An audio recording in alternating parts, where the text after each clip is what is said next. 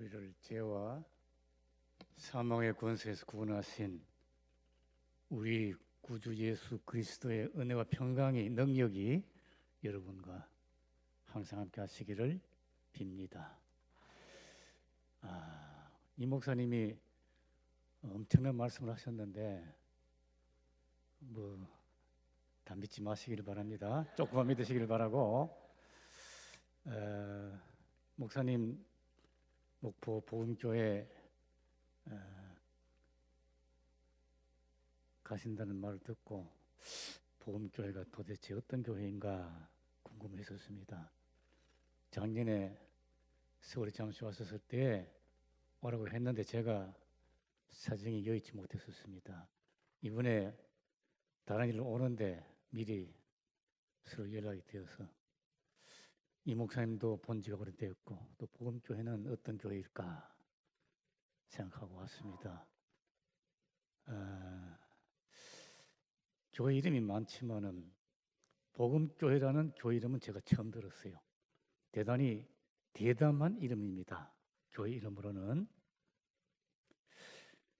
이름 그대로 이 교회가 복음적인 교회로 전진하고 주님 오실 때까지 많은 사람들과 세상을 구원하는 교회가 됐으면 좋겠다, 그런 생각을 하고 오늘 본문의 말씀을 택했습니다. 복음적인 교회는 예수님이 하신 사역을 그대로 실행하는 교회라 생각합니다. 오늘 본문은 예수님께서 계셨을 때에 하셨던 사역을 요약한 몇 절의 말씀입니다. 오늘 읽은 본문에 의거하면 복음적인 교회는 첫째로 복음을 가르치는 교회입니다. 예수님께서 각 성과 촌에 다니시면서 천국 복음을 가르치셨다 말씀했습니다. 중요한 것은 바로 가르치는 것입니다. 복음을 가르친다, 성경을 가르친다 하면서도 왜곡하고 자기중심적으로 또는 무지해서 잘못 가르치는 경우가 많습니다. 심지어 사이비 교주들, 이단 교주들, 또 교단 안에 있으면서 어떤 교단에 속해 있으면서도 사이비 교주처럼, 이단 교주처럼 하는 이들도 있는데, 사람이 많이 모인다, 교회와 시설이 크다, 유명하다, 그런 거 중요한 문제가 아니고 가장 중요한 것은 복음을 가르치되 바로 가르치는 교회, 그 교회가 복음적인 교회입니다. 마태복음 7장에 보면 예수님께서 어떤 사람들이 주의 이름으로 선지자 노릇하고 주의 이름으로 귀신들을 내쫓고 주의 이름으로 많은 권능을 행치 아니하였나이까 하지만은 불법을 행하는 자들아 내게서 물러가라, 내가 너희를 알지 못한다 하리라 하셨는데, 보세요. 이단 사이비에 얼마나 많은 사람들이 모입니까? 얼마나 큰 집을 짓고 시설을 갖추고 자기들 나름의 권세를 떨치고 있는데, 그러나 다 불법자들인 것입니다. 바울 사도께서 갈라디아서에 말씀하신 것처럼 하늘에서 내려온 천사라도 원래 복음 아닌 복음을 전하면 저주를 받을 것이다 말씀했는데, 이 복음교회가 계속해서 하나님의 말씀을 바로 가르치는 교회로 성숙해 가기를 바랍니다. 둘째로 복음적인 교회는 복음을 전파하는 교회입니다. 오늘 본문 말씀 보면 예수님께서 복음을 전파하셨다 그랬어요. 가서 모든 족속으로 제자를 삼으라, 천하 만민에게 복음을 전하라. 주님의 지상 명령이 없습니다. 명령이에요. 만왕의 왕이신 우리의 주님의 지상 명령, 가장 높은 명령, 최후의 명령. 그러면 지켜야지요. 주님의 몸된 교회 지킬 수밖에 없는 거예요. 안 지키면 불복종인 거예요. 하나님을 거역하는 거예요. 바울 사도께서 때를 얻든지 못 얻든지 말씀을 전파하라. 때를 얻든지 못 얻든지라는 말씀은 우리의 형편, 처지, 환경, 조건, 그것이 문제가 아니고 초월해서 항상 복음 전파기에 힘쓰라, 그런 뜻입니다. 주님의 지상 명령을 받고 사도들이 결국은 예루살렘 다 떠나지 않습니까? 다 떠났어요. 유다만 나중에 순교하고 예루살렘에서 다 떠났습니다. 그리고 대부분은 순교했습니다. 교회 전통에 의하면 막달라 마리아는 남불 밑에까지 가서 선교했다. 천주교에서는 그렇게 전통을 믿고 있습니다. 많은 사람들이 지상명령에 순종해서 나가 복음을 전거했습니다. 저는요, 대전에 있는 지금 한남대학교입니다. 교목실장으로 있었는데 1972년 초에 대구 삼덕교회 목사님 저를 찾아왔어요. 우리 교회가 창립 20주년을 기념해서 인도네시아에 선교사를 파송하기로 했는데 서목사, 당신을 결정했어. 제가 깜짝 놀랐습니다. 아니, 나한테 한마디도 물어보지도 않고 이게 무슨 일이냐. 1972년 그때 우리는 인도네시아 국교도 이렇게 수립이 안 돼 있었던 참 잘 모르는 나라였었어요. 그래서 제가 안 간다 그랬죠. 못 간다. 왜 물어보지도 않고 그런 결정했느냐.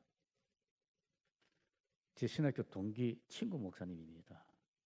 여러 번 제가 거절했어요. 나는 선교사 갈 생각을 해본 적이 없다. 그래도 전화하고 또 찾아오고. 제가 물어봤어요. 왜 하필 나를 괴롭히느냐. 그랬더니 서목사 건강하고, 아이고 그때가 뭐 1972년이니까 35살 때인가 뭐 그럴 때죠. 건강하죠. 지금도 지금 서 있잖아요. 겨우 걸어 다니지만은 건강하고, 외국 경험 있는 사람 우리 나이 또래 우리 교단에 서목사밖에 없고, 또 당신 내 친구 아니야. 친구 잘 만나야 됩니다. 내 친구 아니냐. 그래서 제가 싫다 그랬어요. 못 간다. 근데 결국은 우리 학생들하고 가장 좋아하며 불렀던 찬송이 주 예수 밖에는 없네. 그 찬송이 우리 찬송이 아직 안 들어볼 때예요. 젊은 학생들이 부를 때 주 예수 밖에는 귀한 것이 없네. 결국 인도네시아 갔던 거예요. 1972년 12월에 저희 인도네시아 갔었습니다. 우리 이현영 목사님도 결국 선교사. 이분은 학교 다닐 때부터 선교. 선교위원장을 했어요. 학생회에서. 뭐 저한테 와서 뭐 해달라. 안 돼. 또 찾아와요. 계속 해달라고. 우리 이 목사님은 진돗개 비슷해. 물리면 못 빠져나갑니다. 물면 안 놓습니다. 결국은 들어줘야 돼. 선교에 대해서 어떻게 끈질긴 분인지 몰라요. 결국 선교사 가서 제가 키르기스탄에 있을 때 2분 갔었어요. 고생 많이 했지요. 여러분 아시다시피 참 고생 많이 했어요. 많은 희생 대가 치렀습니다. 선교. 제가 학교에서 가르칠 때인데 그때는 겨울 방학 때마다 학생들을 데리고 선교 현장 실습을 다녔었어요. 태국 북쪽으로 쭉 한 바퀴 돌았던 학생 중에 선교에 불타는 젊은 전도사가 있었습니다. 졸업하기도 전에 그는 선교 현장을 떠났어요. 졸업식도 안 하고 그냥 선교 현장을 떠났어요. 그런데 그해 가을에 그의 젊은 아내가 저를 찾아왔습니다. 우리 이 전도사가 교통사고로 현장에서 세상을 떠났어요. 그 젊은 아내가 저를 찾아왔어. 눈물을 흘리며 신음하고,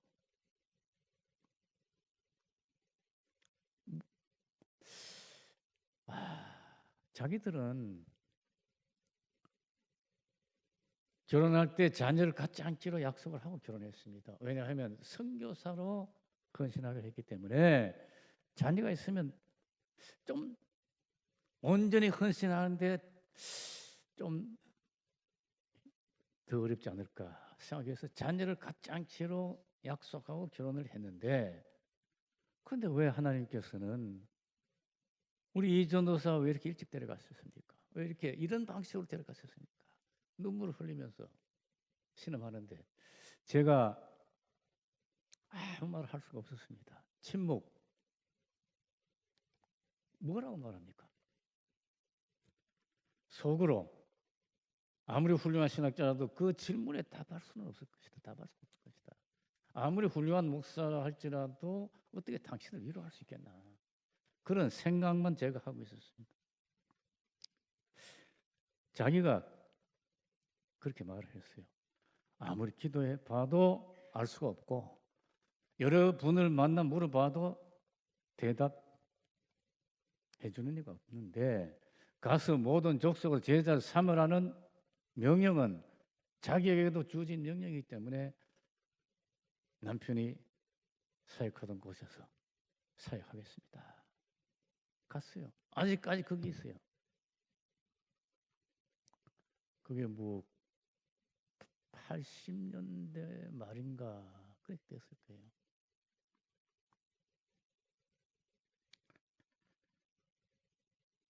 우리 모두가 그 같은 엄청난 대가를 지불하지 않아도 될 거예요. 선교를 위해서. 그러나 우리 모두가 선교적 존재입니다. 우리 모두에게 선교의 삶이 있습니다. 우리가 다 예수 그리스도 증인들입니다. 때를 얻든지 못 얻든지 항상 힘쓰라는 말씀은 우리 모두에게 주어진 말씀입니다. 어떻게 목포에 살면서 복음교회 교인으로서 때를 얻든지 못 얻든지 복음 전파하는 사명을 감당할 수 있겠는가?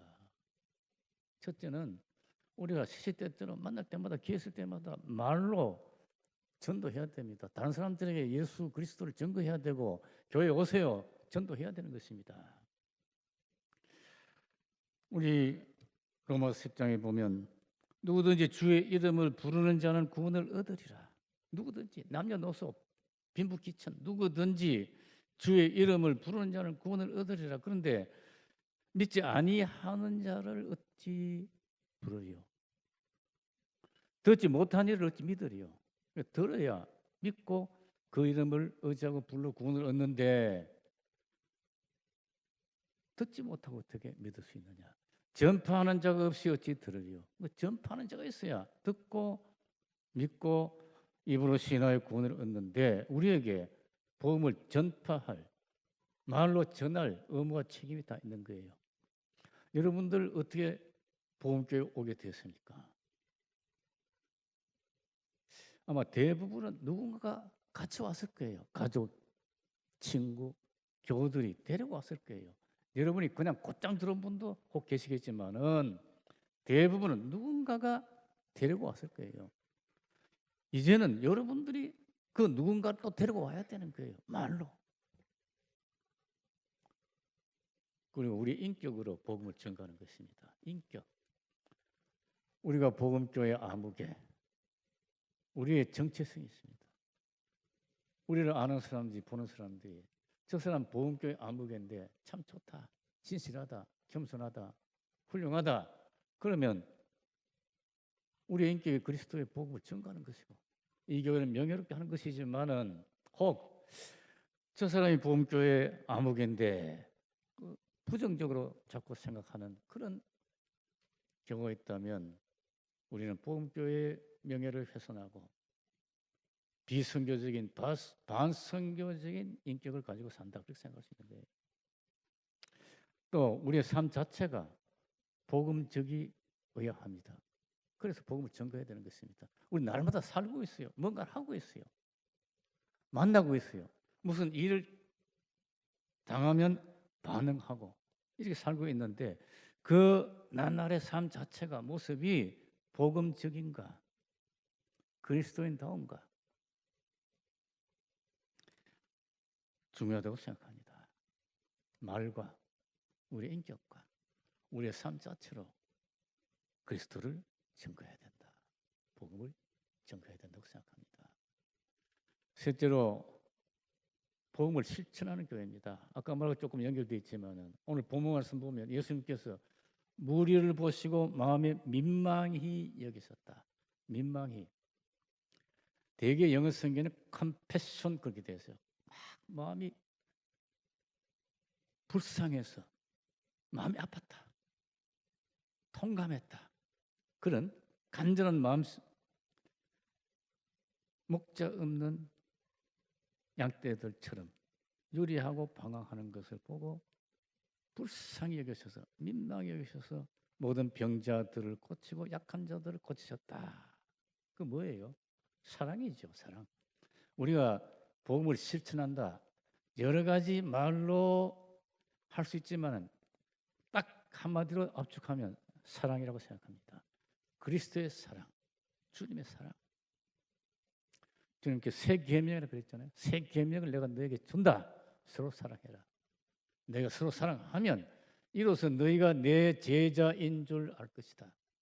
우리가 예수 그리스도의 진정한 제자가 되었다는 표징이 뭐냐? 사랑이라. 사랑. 우리가 다 아는 말이죠. 사랑한다. 사랑합시다. 근데 참 사랑하기 어렵습니다. 우리가 인류를 사랑한다, 이웃을 사랑한다, 교회를 사랑한다 그렇게 말하기는 쉽지만 그건 관념이에요. 관념, 추상적인 거예요. 우리가 자주 만나고 이렇게 관계하고 하는 현실 속에서의 구체적인 아무개를 사랑한다는 것은 쉽지 않을 수 있습니다. 제가 한 10여 년 전이라고 생각합니다. 신문을 보니 작은 이야기가 나왔었습니다. 한국일보에서 읽었는가 그렇게 기억이 되는데 어떤 곳에서 전도사님이 사랑에 대해 설교를 했대요. 수십 명 모인 곳이에요. 물었답니다. 여러분 중에 미워하는 사람 아무도 없는 분 손 들어보세요. 아무도 손 안 들었어요. 못 든 거죠. 근데 어떤 할머니가 손 들었어요. 마지막에. 전도사님이 그 할머니가 자기 말을 못 알아들은 줄로 생각을 하고 할머니 정말 미워하는 사람 한 사람도 없습니까? 그랬더니 고개를 끄덕끄덕해요. 다 죽었어요.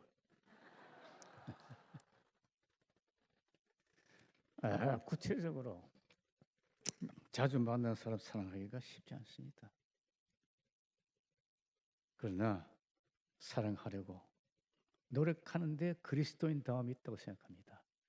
그 자체가 복음적인 모습이라고 생각합니다. 우리가 이렇게 너무 위대하게 장렬하게 사랑을 생각하지 말고 그저 날마다 평소에 이렇게 친절하게 대하고 이렇게 쉽게 생각할 필요가 있다고 생각해요. 슈바이처 목사님에 대한 이야기를 보니까 한 분은 슈바이처 목사님이 기차로 독일을 여행하고 계셨는데 어떤 젊은이가 옆에 서 있었습니다. 어떤 역에 도착했는데 어떤 노인이 탔어요. 그 노인이 그냥 답답해서 그렇게 중얼중얼 하신 거예요. 우리 아들이 어떤 도시의 병원에 입원했다고 내가 급보를 받고 가는 길인데 참 그 도시 지리도 잘 모르겠고 그 병원이 어딘지 모르겠고 이렇게 자꾸 말씀을 하셨어요. 그랬더니 그 옆에 젊은이가 제가 그 도시 지리 좀 아는데 저는 바쁘지 않으니까 제가 병원까지 모셔드리겠습니다. 그리고는 그 역에 내려가지고 그 노인을 붙잡고 내려서 가는 것을 슈바이처 목사님 보시고 마치 형제와 같이 보였다. 그래서 마치 형제와 같이 보였다. 그게 사랑이지요. 일상생활 속에서 조그마한 친절 이런 것들이 사랑이죠. 우리나라에 처음 왔던 장로교 선교사 언두우드 목사님, 그 사모님이 릴리아스 언두우드 의사였습니다. 명성 황후의 주치의였습니다. 출퇴근하셨다 그래요. 근데 그 어느 해 그때 콜레라가 막 돌아가지고 많은 사람들이 죽었어요. 막 길가에 환자들이 나와서 거의 버림받고 이렇게 있는 모습들을 볼 수 있었는데 출퇴근하시면서 이분이 그 환자들 가끔 돌보시고 들어가고 왔다 그렇게 하셨다는데 어느 날 저녁 퇴근하다가 보니 어떤 가끔 돌봐왔던 콜레라 환자가 거의 죽어가고 있는 것을 보셨습니다. 이분이 내려서 그분을, 그날 비가 와서 좀 축축했다 그래 땅이. 그냥 내려서 턱 앉아서 그분을 가슴에 품었는데 고개를 떨어뜨리고 숨이 끊어졌습니다. 근데 이 언더우드 부인이 하염없이 눈물을 흘리고 계셨다. 그럼 여사님 보고 있었던 거예요. 근데 그중에 어떤 분이 물었습니다. 저분이 누굽니까? 이제 어느 어떤 사람이 저분이 우리 명성 황후의 주치의이고 미국 부인이고 남편은 야소교 목사고 뭐 그렇게 설명했는데 이 남자가 언더우드 부인의 뒤를 따라갔습니다. 그리고 언더우드 목사님 만나고 언더우드 목사님이 인도하시는 교회 예배에 참석을 하고 회개하고 예수 믿고 고향으로 돌아갔어요. 고향이 그때는 경기도 행주, 지금 서울시겠지요. 행주였어요. 그때 행주는 상당히 물란한 고을이었다 그래요. 그 한강 배가 다니니까 말이죠. 포구니까 술집도 많고 상당히 그랬었는데 차츰차츰 동네 분위기가 바뀌었다. 그 고을에 행정 책임자가 야 요새 우리 동네 우리 마을이 고을이 많이 좋아지고 있다. 그랬더니 아무개가 서울 가서 야소교 신자가 되어 와서 가족들과 친구들을 야소교 신자로 만들고 그래서 우리 동네가 좋아지고 있습니다. 그래서 그 이제 전성리가 쓴 미국 사람이 쓴 글이니까 그 행정 책임자 이렇게 나옵니다. 행정 책임자 그 사돈지 하여간 가서 언도를 만나고 그 그것이 이제 행주교회가 시작되는 이야기라. 행주교회가 그렇게 시작되었다. 언더우드 부인의 평소 하던 대로 거의 무의식적인 그 눈물, 사랑의 눈물 감동되었어. 그 사람이 예수 믿고 고향에 돌아가 전도하고 행주교회가 시작된 것입니다. 오늘 제가 이런저런 이야기 좀 하고 이제 끝내려고 그러는 거예요. 설교는 우리 이 목사님이 잘 하시니까 들으시고 한 가지 이야기만 더 하고 제가 오늘 이야기 마치겠습니다. 제가 여러 군데 교회를 다녀봤는데 참 잊을 수 없는 교회 중에 하나가 르샴봉 교회입니다. 불란서 남쪽 파리에산 여러 시간 내려가면 르샹봉이라는 고을이 나옵니다. 소도시가 나오는데 지금은 인구가 한 2,000명 정도 될까요? 이 르샹봉이 왜 유명하냐 하면 2차 세계대전 당시에 그 나치 독일군들이 유태인들을 많이 죽였잖아요. 그냥 체포하고 죽였는데 이 르샴봉이라는 이 작은 고을에서 도시에서 2,500 내지 3,000명의 유대인들을 구출했어요. 르샴봉에 온 유대인들, 피해 온 유대인들을 숨겨주고 먹여주고 그리고 그 뒤에 보면 이제 숲이 있고 산길인데 스위스 국경까지 한 200km 멀리 안내해서 수년 동안에 그렇게 살려낸 사람들이 2,500, 내 3,000명 정도 됩니다. 전쟁 끝난 다음에 유대인들이 구출받은 유대인들이 말을 하니까 알게 된 거예요. 그때 구출받은 어떤 사람이 그렇게 말했어요. 아무도 유대인이냐 아니냐 묻는 자가 없었다.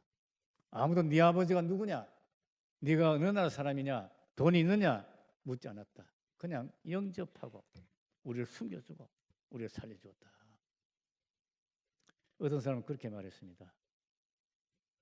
아이들, 고아들, 악몽에 시달려 울부짖는 갓난 아이들을 달래고 숨기고 먹이고 살려주었다. 그 찾아가서 물었습니다. 당신들이 왜 그렇게 위험한 일을 했습니까? 르상동에 작은 개혁교회가 있습니다. 위건호 개혁교회가 있는데 그 교인들이 한 거예요. 그 교회가 주동이 되어서. 왜 그렇게 위험한 일을 했습니까? 그들의 대답이 왜라니요? 우리가 달리 어떻게 할 수 있었겠습니까? 우리가 달리 어떻게 할 수 있었겠습니까? 우리 목사님이 우리를 인도하셨습니다. 안드레 트러흠의 목사님. 목사님 찾아가세요. 왜 그렇게 위험한 일을 했습니까? 목사님 내외는 그 지역 출신도 아니에요. 그냥 목사로 그게 이제 목회하러 간 거죠. 그 교회에. 근데 어떻든 위험을 피해 우리를 찾아온 양떼들을 못 본채 하는 것은 목자의 도리가 아닙니다. 나는 목사입니다. 우리가 정치 활동을 한 게 아닙니다.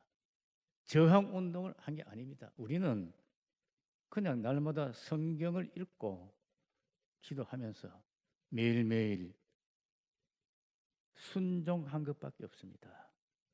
그냥 기도하고 성경 읽고 순종한 것이 그냥 그렇게 매일매일 된 것입니다. 단순한 순종.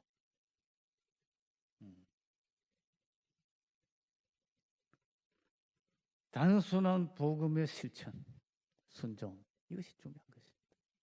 복음교회가 이 같은 단순한 순종, 단순한 순종. 매일매일 감행해 나가는 성도들의 공동체가 되었으면 좋겠습니다. 마지막으로 말씀 보면 추수할 것은 많은데 추수할 일꾼이 적다. 이 교회가 아무쪼록 아이들, 청소년들 귀중히 여기는 교회가 되었으면 좋겠습니다. 이 교회의 미래가 어디 있습니까?